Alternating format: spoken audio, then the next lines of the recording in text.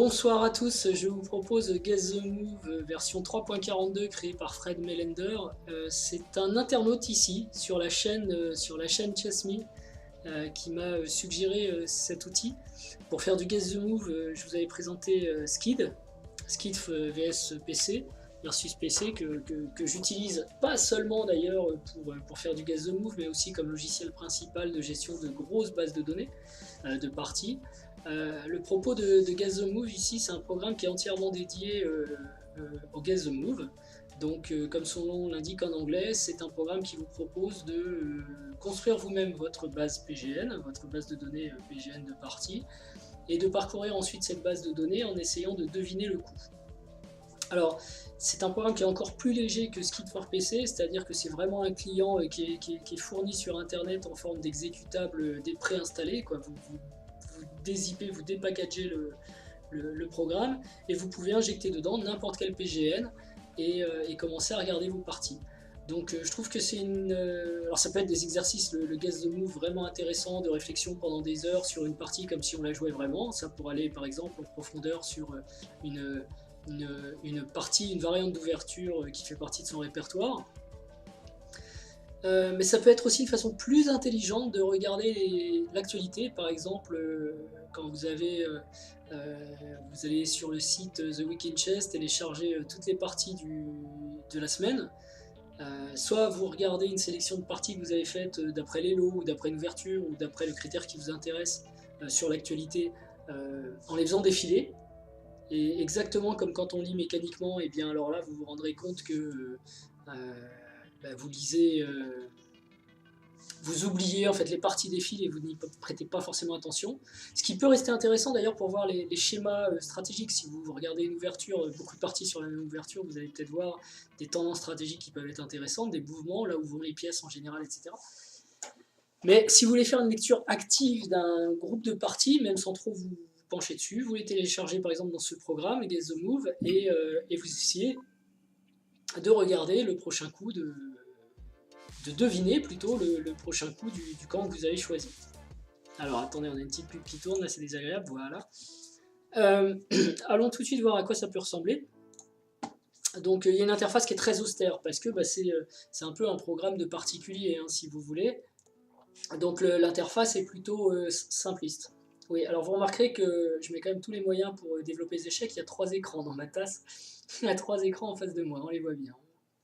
Donc il y en a un que vous ne voyez pas avec, qu'est-ce qu'il y a là, des mails. Là ici vous avez le Guess the Move et là-bas vous avez YouTube avec la musique. Bref, un peu de sérieux. Ça m'amuse beaucoup cette affaire. Alors, là j'ai été trahi par ma tasse. Seuls les plus observateurs l'auraient remarqué. Je ne sais pas combien l'auraient remarqué d'ailleurs sans que je le dise.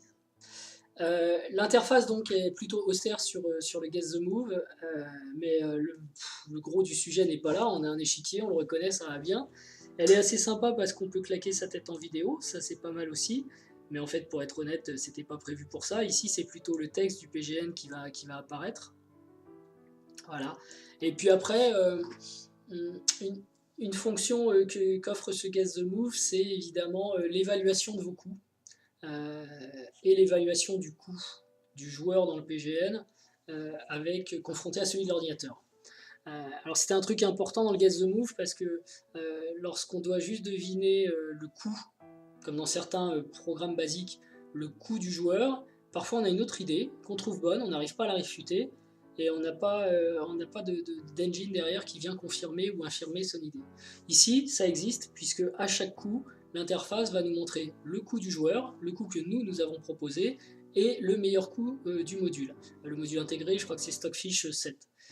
Et ainsi, on a une comparaison et parfois on peut aussi mieux jouer que le joueur et c'est important de le savoir parce que parfois on a de bonnes idées et elles ne sont pas forcément révélées si on n'a pas un module derrière qui vient vérifier ce qui se passe.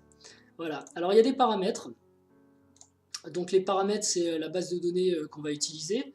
Donc pour l'occasion, j'ai créé une petite base de données. Je vais y revenir, il n'y a qu'une seule partie dedans, mais elle va nous intéresser beaucoup. Donc il la charge. Ok, il y a d'autres paramètres qui sont quelles parties on veut charger dans la base de données. Si on a une base de données de 50 parties, il va les lire. Il suffira de cliquer à chaque fois sur Next Game pour les lire l'une après l'autre. Mais on peut très bien partir sur la deuxième, la troisième, la cinquième, si on en a déjà fait. Ce qui est sympa d'ailleurs, parce qu'avec mon programme... alors c'était d'ailleurs le Gaz the Move, c'était pas sur Skid que je vous l'avais montré, je vous ai dit une bêtise. C'était sur Lucas Chess. Lucas Chess qui propose en fait un mode ludique de Road to the Everest, où vous devez résoudre avec de moins en moins de possibilités d'erreur des parties en Guess the Move. Donc devinez les parties de grand maître, les coups des parties de grand maître en faisant de moins en moins d'erreurs pour pouvoir progresser. Donc c'est un mode plus ludique. Là on est sur un mode accès direct, j'ai mon PGN, je vais regarder, et m'embêtez pas avec des histoires de grimper l'Everest, parce que dans le mode Everest de Lucas par exemple, quand on se trompait, il fallait recommencer toute la partie. Ce qui est assez désagréable d'ailleurs quand on arrive en fin de partie et qu'il y a des maths, genre un math en 10 coups qu'on n'a pas vu. Si on joue pas le meilleur coup, on va nous demander de reprendre au début. Alors c'est sympa parce qu'on apprend la partie par cœur du coup, parce qu'on la rejoue 2-3 fois. C'est un peu pénible parce qu'en général, moi quand je lance une telle session, ou quand je lance une telle session, c'est que j'ai envie de voir 3 ou 4 parties sur une ouverture avec des évolutions différentes et pas rejouer 4 fois la même partie, quoi. Voilà. Mais bon, l'un dans l'autre, ça présente des avantages aussi, il faut savoir que ça existe. Ici on est sur un truc plus basique, j'ai ma base de données, je choisis la partie sur laquelle je débute et j'y vais. Voilà. Après, vous pouvez tuner un petit peu, paramétrer pardon, les bonus et les alertes que vous aurez si vous jouez des bons ou des mauvais coups. J'avoue que j'ai pas regardé trop en détail, ça m'intéresse pas trop. Il peut vous créer un PGN review game parce que quand vous vous trompez, ça c'est une option sympa. Quand vous vous trompez, le programme va vous demander si vous voulez que cette position, pardon, euh, voilà. Si vous voulez que cette position aille dans un PGN pour faire une base d'exercice plus tard, voilà toutes les positions, je me suis trompé. Sympa aussi ça, si vous êtes sur l'actualité, vous avez les positions types, les erreurs que vous faites, tout ça dans un PGN, vous pouvez les réviser ensuite. Voilà, bon après il y a plein d'options, je vous laisserai regarder, là si je bouge un peu ma tête, qu'est-ce qu'on a auto-reply, alors ça c'est marrant, parce qu'il ne répond pas automatiquement, il faut forcément appuyer sur un bouton, bon, ok, sauf si vous jouez, ah oui, mode computer mode, oui c'est vrai qu'on a la position, on peut la jouer en Guess the Move, et puis on peut décider aussi de la jouer contre l'ordinateur, soudainement. Dire, là je bascule, j'arrête le Guess the Move, je passe en jeu contre l'ordinateur, et dans ce cas-là, l'ordinateur fera de l'auto-reply, il peut suggérer, il peut vous montrer le score. Comment se comporte l'interface de façon basique? Est-ce qu'on fait du drag and drop de pièces, hein, je prends la pièce sur une case, je la pose sur l'autre ou je clique, bon, pas super important. Des couleurs, etc. Bon, tout ça on s'en moque. Un truc un peu important qui influe sur l'exercice, c'est le temps que va passer le module à analyser la position avant de vous donner son évaluation. 500 millisecondes c'est un peu creux, 10 ply c'est pareil, c'est pas hyper profond. Donc j'ai l'impression, je suis pas sûr, j'ai même pas regardé, que c'est l'un ou l'autre. Donc soit il atteint, si je mets 20 ici, 20 ply, soit il réfléchit 2 secondes. Bon là je suis en démo donc on va pas le faire réfléchir trop longtemps, on va mettre 1 seconde. Sachant que j'imagine aussi qu'il réfléchit sur notre temps de réflexion, donc parfois il n'y a pas besoin d'attendre, mais quand on joue un truc surprenant, il va se mettre à l'analyser un petit peu.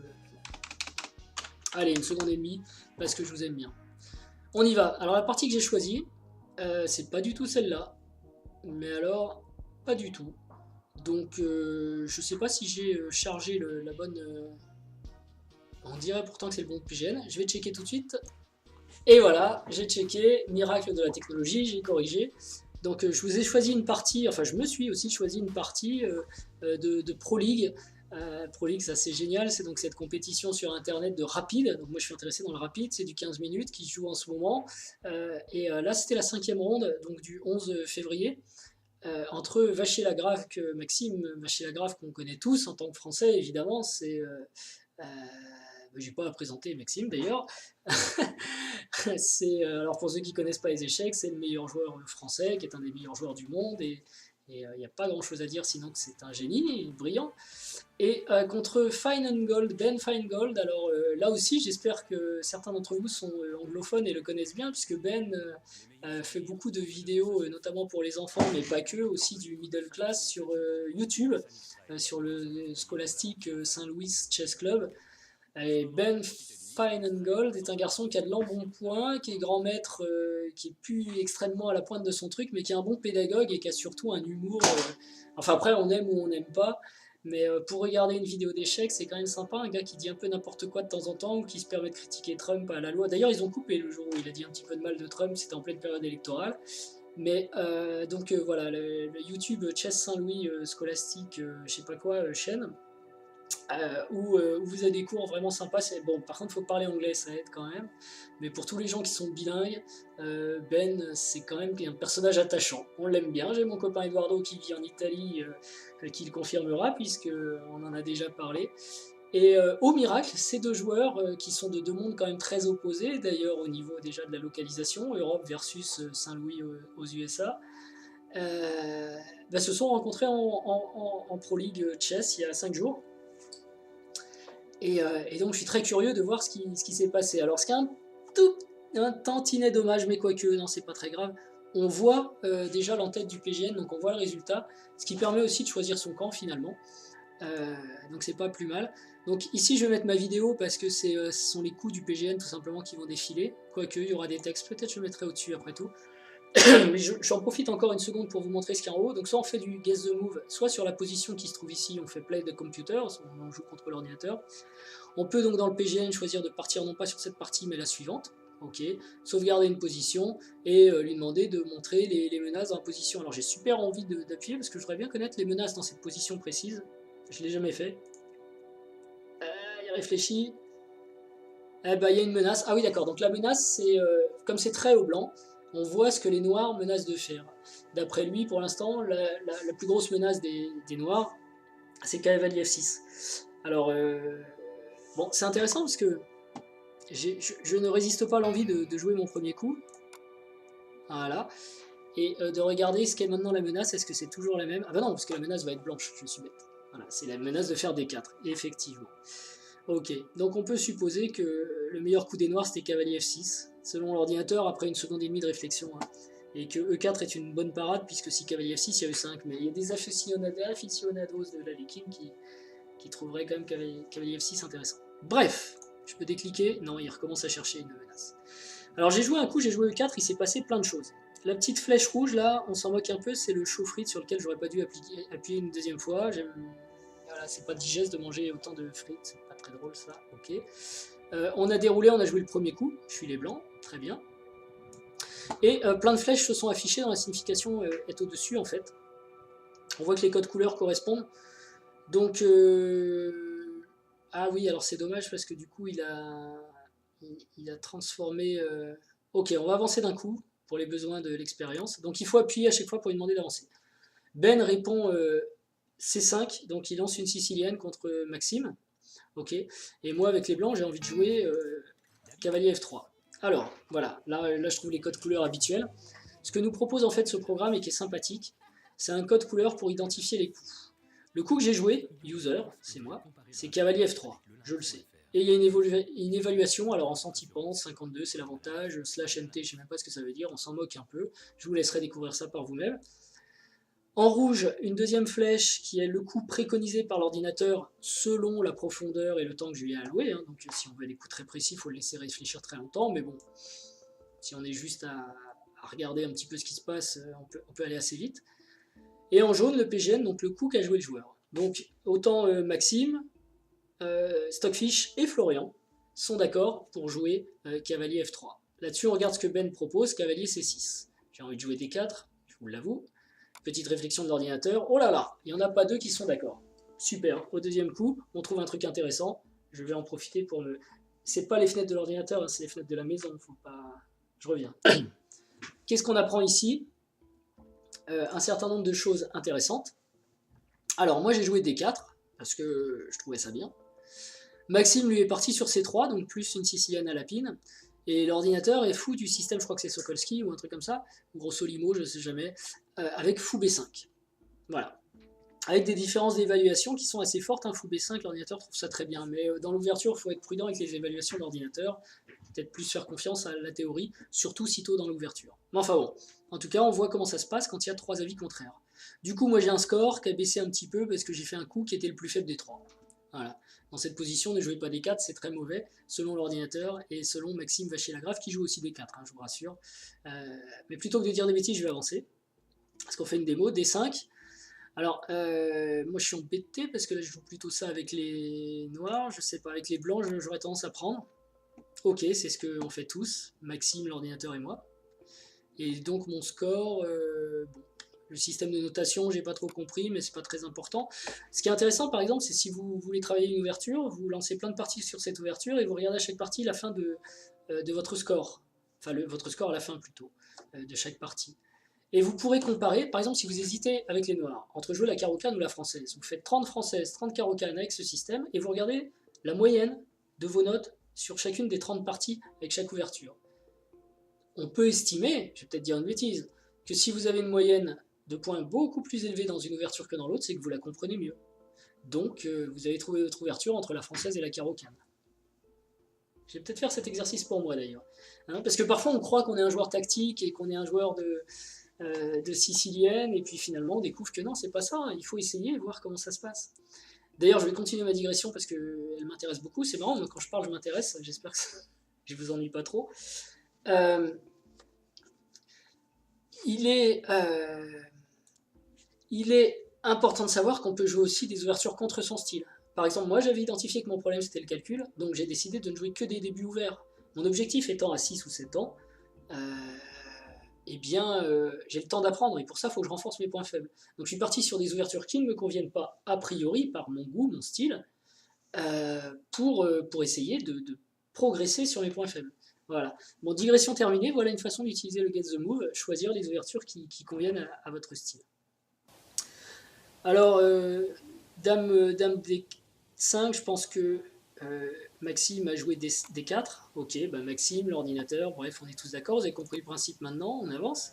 Du coup, mon score monte un peu, il était de 28 tout à l'heure, il est de 29 maintenant. Cavalier F6, je sais plus, puisque je ne joue pas du tout la lapine, j'aurais tendance peut-être à nous faire un petit H3. Ah, bah, je suis seul à le faire. Donc on s'habitue vite aux couleurs, après on les connaît par cœur. Le coup que j'ai joué, je le connais, c'est H3.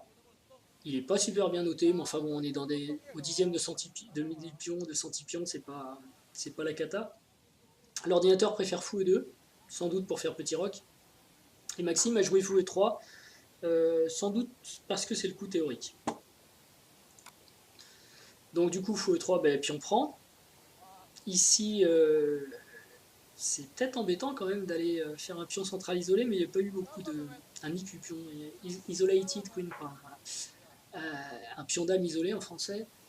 Maintenant, alors ce qui est sympa aussi dans ce programme, c'est que vous avez vu, il montre un petit pion blanc là. Ça c'est rare, ça. Je trouve que c'est une initiative intéressante.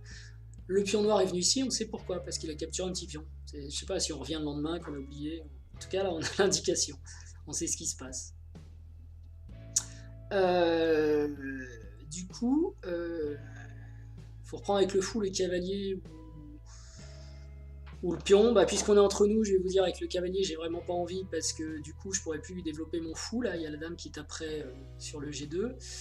Avec le pion, ça me paraît être le mieux. En plus, je libère la case C3 pour mon cavalier. Allez hop, c'est parti. Surtout qu'il a joué dame D5. Donc... Et pourtant, Maxime a choisi cavalier prend. Parce que Maxime n'a pas peur des pions qu'on laisse comme ça un petit peu à l'abandon derrière un fou. Parce que Maxime calcule lui. Alors que moi, je vous ai dit des petites bêtises. Ceci étant, l'ordinateur était d'accord avec ses prendés. Hein. On avance. Il reprend de toute façon le cavalier, notre ami Ben. Je ne sais pas s'il fera une vidéo sur sa partie contre Maxime, parce que c'est quand même quelque chose. Je vous rappelle que cette partie s'est jouée en 15 minutes. Hein. Et donc, bah là j'ai quand même très envie de reprendre avec le pion, parce que sur fou prend D4, il y aurait peut-être du E5 qui traînerait. Donc je vais reprendre avec le pion. Ah oui, il faut faire pion prend. Il fallait choisir drag and drop dans l'interface. Je ne sais pas si on peut changer en cours de route. J'aime bien le drag and drop, moi. Quoi, drag and drop, des fois on fait des erreurs. Je l'avais vu dans les options, vous pouvez me dire où c'est. Ah, c'est derrière moi. Voilà. Ok, bon, vous avez compris le principe du programme, donc je vais peut-être accélérer un peu. Là, on a tous joué la même chose. Coup suivant. Donc on voit ici hein, le PGN qui se déroule au passage. Hein. Voilà. E6. Bah, là, il faut attaquer la dame. Ah oui, drag and drop, donc on drag and drop. Ok, tout le monde est d'accord. La dame s'en va. C'est à moi de jouer, donc ça sert à rien que j'écris. Je peux faire un échec. Ma Z voit échec, je joue échec, ça me permettra de faire petit rock. Maintenant, c'est pas forcément un bon coup, fou B5, parce qu'il y a fou D7. Et son fou, là, on voit à cause du pion E6 que c'est pas sa meilleure pièce du monde. Donc plutôt que de mettre mon fou en B5, qui lui permettrait d'échanger de mauvaises pièces finalement. Je vais peut-être le mettre en C4, en D3 ou en E2. En E2, il me plaît bien parce qu'il irait en F3. C'est le genre de truc sympathique. En D3, il me plaît pas parce que je préfère avoir un maximum de défense du pion D. En C4, c'est une bonne case. On va mettre en C4. Allez, hop, et là. Gagné. Ah non, il y a l'ordinateur, lui, qui voulait avancer D5. Alors voilà bien l'ordinateur. C'est pas bête. Il se débarrassait tout de suite de son pion isolé. Qu'est-ce qui se passait sur D5? Cavalier prend. Pion prend. Donc cette fois, les blancs ont un pion de moins, mais c'est les noirs qui ont le pion isolé, et peut-être que l'ordinateur a vu. Alors je ne sais pas s'il nous dit. Quand on joue vraiment des mauvais coups, il nous dit plein de... il nous insulte. Vous verrez tout à l'heure, ou alors il faut que j'en joue un. Je vais en jouer un pour le fun la prochaine fois. Fou E7. Alors voilà, je vais jouer un mauvais coup pour la forme, je vais sacrifier ici. Peut-être c'est le coup gagnant. Non, il réfléchit. Voilà, alors voilà les insultes dont je vous parlais. Donc si vous ne parlez pas anglais, ça vous évite de vous faire insulter en direct. Donc ce qu'il nous dit, c'est que avec mon coup, fou prend E6.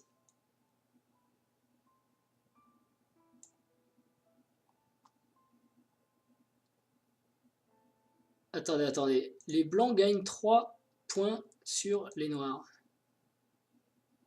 Ah non, je perds 3 points là. White gains 3 material points on black. Mais vous voyez, moins 339, c'est les noirs qui gagnent 3 points. Ok, donc il ajoute une variante. En dépit des considérations matérielles, tac, your move result in more same material as PGN. C'est très bizarre parce qu'il me dit que mon coup apporte plus de matériel que le PGN. Je ne crois pas, moi. Et le PGN move, c'est Petit Roc, donc c'est ce que Maxime a joué, l'ordinateur aussi. Ça gagne 1 point. Elle est bizarre cette histoire. Je comprends pas du tout pourquoi il prétend que mon coup peut gagner, regardez, hein, 3 material points. Je pense plutôt que c'est losses.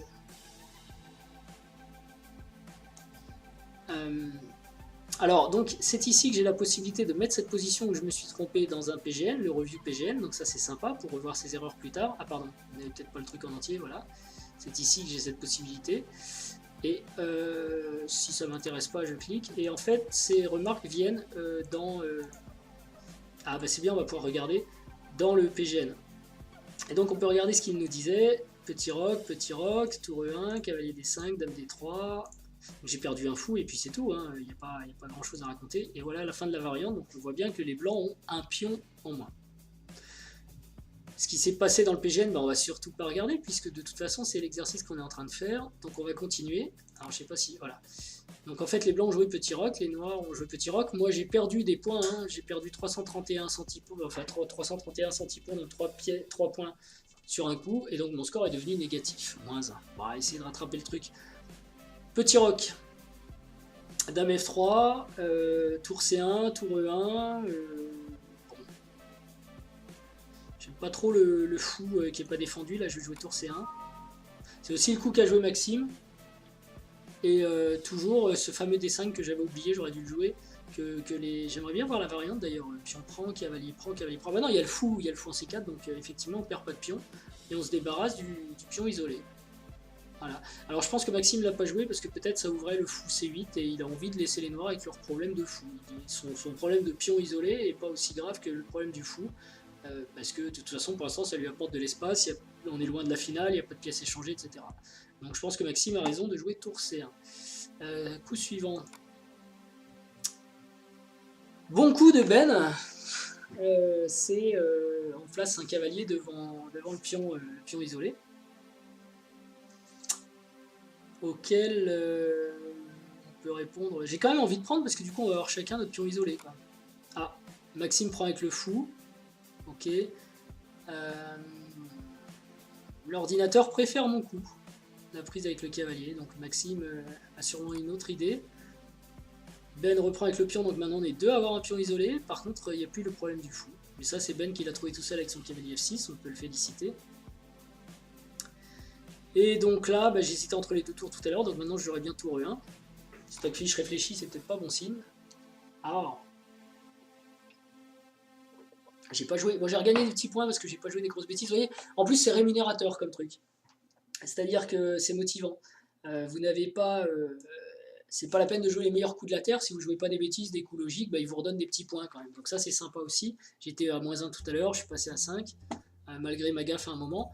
Donc j'imagine que si j'avais joué super bons coups, j'aurais plus de points. Mais j'aime bien ce système de points en fait, qui permet d'évaluer, comme je vous disais tout à l'heure, vos scores sur une partie et les comparer entre différentes ouvertures par exemple. Alors le coup de Maxime il est intéressant quand même, et c'est aussi le coup de l'ordi parce que y a cavalier prend des 5 qui menace. Et la seule défense que je vois, moi, c'est fou aussi. Et après, il y a le pion B7 qui n'est pas défendu. Dame prend B7, tour B8. Dame prend A6, tour B2. Et après, il faut calculer. Mais pour un garçon comme Maxime, j'ai. Puis, enfin, il faut calculer, mais tous les pions blancs après sont défendus. Donc, je pense qu'il y a un pion de gagné ici pour un Maxime assez facilement. Je disais cavalier F6, c'est un bon coup tout à l'heure. Ah, quand on fait retour, on revient au début. Mon dieu, quelle horreur. Ah non, on peut revenir. Ah bah oui, puisqu'il suffit de cliquer, j'imagine, à n'importe quel endroit pour revenir. Voilà. Oh, c'est génial en fait, il est bien ce programme. Donc cavalier D5, je disais c'est un bon coup, mais on a l'impression que la suite est un peu forcée après le surprenant fou prend. On s'attendait à un cavalier prend. E prend. Dame B3, soudainement, il y a un des deux pions qui tombe. C'est pas mal ça. À moins que... Non, on peut jouer Dame D7. Non, on peut pas jouer Dame D7, D5 tombe toujours. Donc super, c'est marrant, c'était simple en 2 coups, mais ça sautait pas forcément aux yeux. Il est fort, hein, Maxime. Bravo. Donc défense, bah, on va rentrer peut-être dans la variante que je disais. Dame... Ah oui, drag and drop maintenant. Ok, tout le monde est d'accord, on va choper ce pion, en gros gourmand qu'on est, et peut-être le deuxième derrière. Ouais. Et Ben récupère ce qu'il peut récupérer, c'est-à-dire les miettes. Qu'est-ce qu'on fait après ça?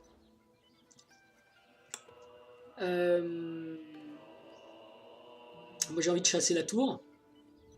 Ah, Dame A3, j'avais joué Dame A3, ça c'était très mauvais parce qu'il y a le fou.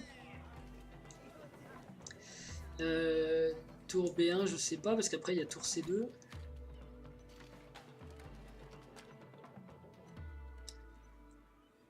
Dame A4 pour jouer tour C2, et comme ça je pourrais même doubler les tours. Ah, c'est pas mal Dame A4. Dame A4. Je pourrais aussi jouer A4, hein, carrément, je sais pas si Maxime est parti là-dessus. On va faire Dame. C'est pas mal ça aussi. Non mais je pense qu'on peut pas laisser une tour, parce que si on laisse la tour ici, après elle va se doubler et tout. Mon dieu, mon dieu, mon dieu. Hop, et là. Dame A4. Ah, ça c'est pas bon signe en général. Et oui, j'ai pas joué un très bon coup par rapport à l'ordinateur à Maxime. Ah, ils ont joué tour B1 tous les deux. Ah, je vais considérer, on va dire. Alors, vous avez remarqué... Ah, pardon. Vous avez remarqué qu'il m'a pas dit, il m'a pas envoyé un grand panneau d'insultes là sur Dame A4, parce que c'était pas non plus une gaffe monstrueuse, quoi. Pas terrible coup, mais j'ai pas de variante. Si je veux en apprendre plus, et ben à moi d'aller aussi analyser. Donc là, il menace mon cavalier. Je viens de jouer tour B2, donc c'est sûrement l'autre tour qui va venir défendre. Ok, tout le monde est d'accord. Là, c'était presque forcé comme coup. Tour prend, bah... Ah non, il y a fou prend aussi. Qui est pas mal d'ailleurs, fou prend, parce que ce fou tape dans le pion central, là. Je vais pas dire dans du granit, parce que je vais avoir droit à des réflexions. Et il pourrait peut-être revivre côté A3. Mais dans ce cas-là, l'autre... Ah bah oui, si. On va jouer solide. Ouais. H5. Bon, attaque. Attaque, attaque. Je pourrais encore jouer H3 derrière.